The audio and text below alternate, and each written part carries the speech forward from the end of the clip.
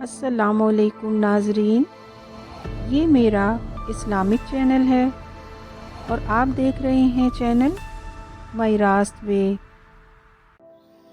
ابلیس کی اصل جن ہے، جن مستور ہے یعنی چھپا ہوا ہے، جیسے جن سے جنین یعنی وہ بچہ جو ماں کے رحم میں ہو اور نظر نہ آئے۔ اسی طرح بہشت کو جنت بھی اسی لیے کہا گیا ہے کہ وہ مستور ہے، نظر اسے دیکھنے سے قاصر ہے۔ کہا جاتا ہے کہ پہلے اس کا نام عزازیل تھا اور یہ دربار الہی میں مقرب ترین تھا، لیکن اللہ تعالیٰ کے حکم کی نافرمانی کی وجہ سے مردود اور ملعون ٹھہرا۔ اس کا نام ابلیس بھی ہے، جس کا مطلب ہے رنج و غم میں مبتلا ہونا، مایوس ہونا اور دل شکستہ ہو جانا۔ حضرت ابن عباس فرماتے ہیں، ابلیس اشرف الملائکہ اور ان میں سے سب سے مکرم قبیلے سے تعلق رکھتا تھا۔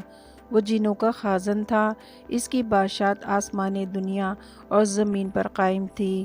لفظ شیطان شطن سے ہے اور شاطن کے معنی خبیث اور پست کے ہیں۔ شیطان وجود سرکش و تکبر ہے۔ خدا کے بعد شیطان انسان کا سب سے بڑا عالم ہے۔ یہ انسان کو ابتدائی خلق سے جانتا ہے۔ شیطان کی انسان سے دشمنی اپنی اصل میں مخلوقات کا حسد ہے۔ یہ جیلسی بٹوین کریچرز ہے۔ یہ چونکہ پہلے خلق کیا گیا اور مقرب تھا، اسی لیے ایک نئی مخلوق جس کا مستقبل اس سے زیادہ تابناک ہونے جا رہا تھا، یہ اسے گوارا نہ ہو سکا۔ اسی لیے اس نے آدم کو سجدہ کرنے سے انکار کیا۔ سورۃ اعراف کی 11 سے 18 تک کی آیت کا ترجمہ۔ اور ہم نے تمہیں پیدا کیا، پھر تمہاری صورتیں بنائیں، پھر فرشتوں کو حکم دیا کہ آدم کو سجدہ کرو، پھر سوائے ابلیس کے سب نے سجدہ کیا، وہ سجدہ کرنے والوں میں سے نہیں تھا۔ فرمایا، تجھے سجدہ کرنے سے کس چیز نے منع کیا ہے جبکہ میں نے تجھے حکم دیا؟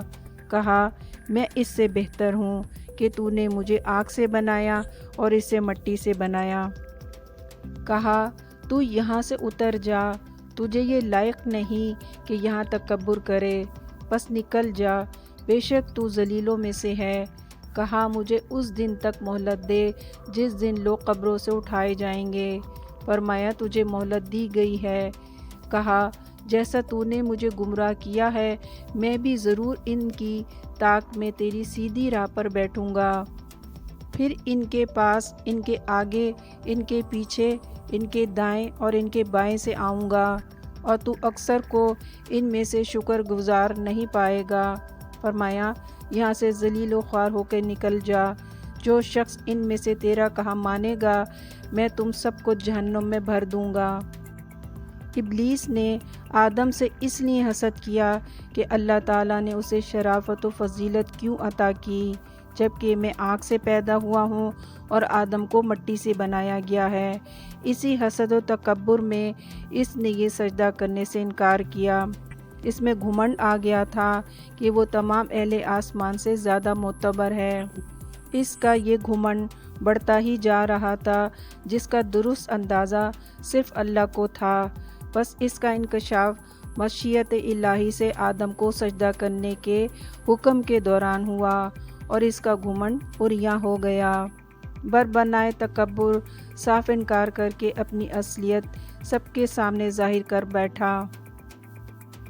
کچھ مفکر اور کچھ صوفیہ کرام یہ بھی کہتے ہیں کہ شیطان کی کیا مجال تھی کہ اللہ کے سامنے بغاوت کرتا، بلکہ وہ تو اللہ کی مرضی سے یہ سب کر رہا تھا، کیونکہ دنیا کی آزمائش اور امتحان کے لیے شیطان کا کردار بنیادی اہمیت رکھتا تھا، جسے عزازیل نے بخوبی نبھایا۔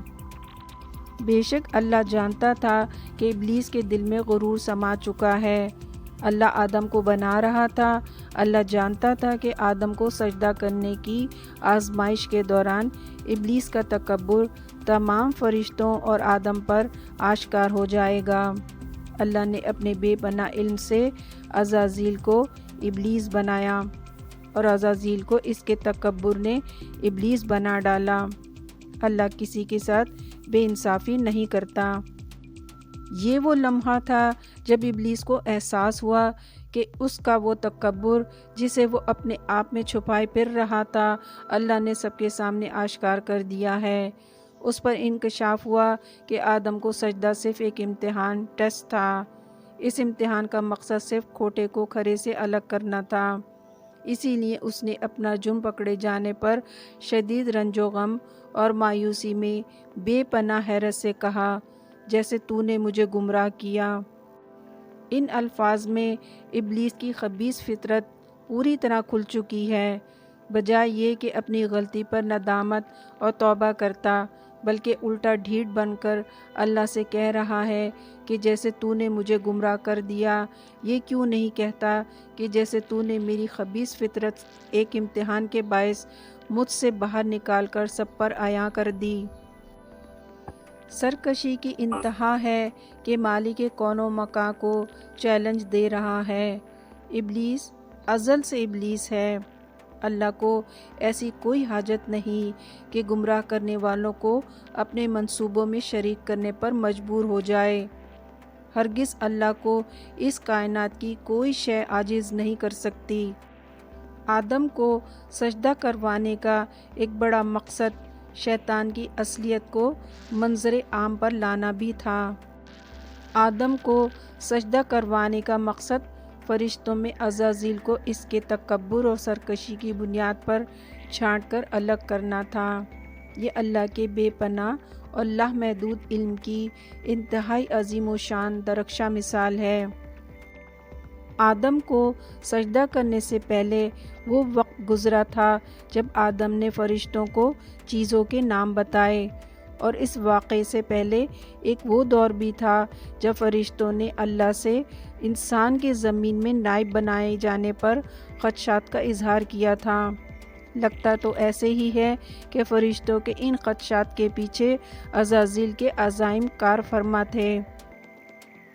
جیسا کہ بہت سی روایتوں سے پتہ چلتا ہے کہ زمین پر آدم کی تخلیق کے عمل کے دوران عزازیل آدم میں بہت دلچسپی لے رہا تھا۔ وہ آدم میں بہت زیادہ انٹرسٹڈ بھی تھا اور سسپیشیس بھی۔ وہ جانتا تھا کہ انسان میں نفس کار فرما ہے جو خون ریزی کرنے میں اور فساد پھیلانے میں عظیم مہارت رکھتا ہے۔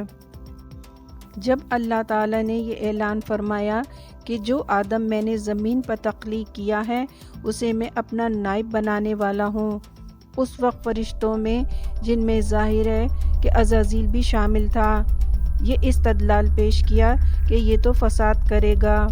پھر اللہ نے اسماء کے واقعے کے ذریعے فرشتوں کو یہ جتلایا کہ جو وہ جانتا ہے فرشتے نہیں جانتے۔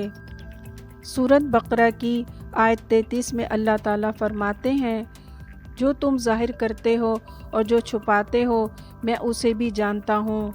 اور پھر اگلی آیت میں اللہ تعالیٰ نے وہ ظاہر کر دیا جسے چھپایا جا رہا تھا، یعنی عزازیل کا تکبر ظاہر ہو گیا۔ عزازیل کو دوہری مار پڑی۔ آدم کی تخلیق سے 2000 سال پہلے زمین پر جنات رہتے تھے۔ انہوں نے زمین پر فساد کیا اور خون ریزی کی۔ پھر زمین پر فرشتوں کے لشکر بھیجے گئے جنہوں نے انہیں مار کر سمندری جزیروں کی طرف بھگا دیا۔ زمین سے اس قدر وابستگی کی بنا پر عزازیل کو یہ بات برداشت کرنا ممکن نہیں رہا کہ وہ زمین جہاں اس کی بلا شرکت حکمرانی قائم تھی اب انسان کے حوالے کر دی جائے گی، اور انسان بھی ایسا جو مادی حیثیت میں ہر لحاظ سے اس سے کمزور ہے۔ اب چونکہ وہ آدم کے وجود ظاہر و باطن کا علم رکھتا تھا، اس مشت خاک کی ہر کمزوری سے واقف تھا، اسی لیے اس نے اللہ سے مہلت مانگی تاکہ اللہ کو ثابت کر کے دکھا سکے کہ معاذ اللہ آدم کو زمین پر نائب بنا کر بھیجنے کا فیصلہ درست نہ تھا۔ اس کا پہلا عملی مظاہرہ اس نے آدم و حوا پر اپنے پہلے جوابی وار کی صورت میں کیا اور بنی نوع انسان کو آزمائش کے تپتے ہوئے ریگزار میں لے اترا۔ یہ دو مخلوقات کی جنگ ہے، پہلے سے تخلیق شدہ ایک مخلوق اپنے خالق کو یہ ثابت کرنا چاہتی ہے کہ نئی تخلیق کی جانے والی یہ دوسری مخلوق اس سے کمتر ہے۔ شیطان جانتا ہے کہ وہ ہار چکا ہے، وہ پہلے دن سے جانتا ہے کہ وہ ہار چکا ہے۔ ابلیس جانتا ہے کہ وہ اللہ کے مخلص بندوں کو کبھی گمراہ نہیں کر سکے گا، لیکن اس کا اصل مقصد عوام الناس کی کثیر ترین تعداد کو شکار کرنا ہے، جو ابلیس کی طاقت کو نظر انداز کیے ہوئے ہیں۔ وہ عظیم اکثریت کو گمراہ کر کے اللہ کو دکھانا چاہتا ہے کہ چند ایک کو چھوڑ کر باقی تمام بنی نوع انسان کو اس کا گمراہ کر دینے کا دعویٰ درست تھا۔ یہ خیال ہی دل کو ہلا دینے والا ہے کہ ہم عام لوگ ابلیس کے انتقام کی اس جنگ میں ایک ایندھن کے طور پر استعمال ہو رہے ہیں۔ ابلیس بہت بڑا دشمن ہے، اسے کسی صورت ہلکا نہیں لینا چاہیے۔ وہ اپنے انتقام اور حسد میں دن رات مستعد ہے، اور آدم اس سے بے پرواہ دکھائی دیتا ہے۔ ہوش کرنا ہوگا، کہیں ایسا نہ ہو کہ ابلیس اپنے مقصد میں کامیاب ہو جائے، جبکہ اللہ سبحانہ و تعالیٰ چاہتے ہیں کہ آدم کامیاب ہو۔ اللہ آدم کا منتظر بھی ہے اور مددگار بھی۔ سورۃ الاعراف کی آیت 27 میں رب کریم نے اپنے تخلیق کیے ہوئے انسان کو آواز دی ہے، اسے کچھ یاد دلایا ہے، اس کی غیرت کو جگایا ہے، اور فرمایا ہے، اے آدم کی اولاد، تمہیں شیطان نہ بہکائے جیسا کہ اس نے تمہارے ماں باپ کو بے حس سے نکال دیا، ان سے ان کے کپڑے اتروائے تاکہ انہیں ان کی شرمگاہیں دکھائے۔ وہ اور اس کی قوم تمہیں دیکھتی ہے جہاں سے تم انہیں نہیں دیکھتے۔ ہم نے شیطانوں کو ان لوگوں کا دوست بنا دیا ہے جو ایمان نہیں لاتے۔ یہ پرانی دشمنی ہے، یہ بہت قدیم رنجش ہے۔ دشمن بے حد عیار اور مکار ہے۔ آدم کو ہر حال میں کامیاب ہونا ہے اور کھوئی ہوئی گم شدہ جنت واپس پانی ہے، اپنا کھویا ہوا مقام حاصل کرنا ہے۔ اللہ سبحانہ و تعالی ہم سب کو اس مقصد میں کامیابی عطا فرمائے اور شیطان مردود سے بچائے، آمین۔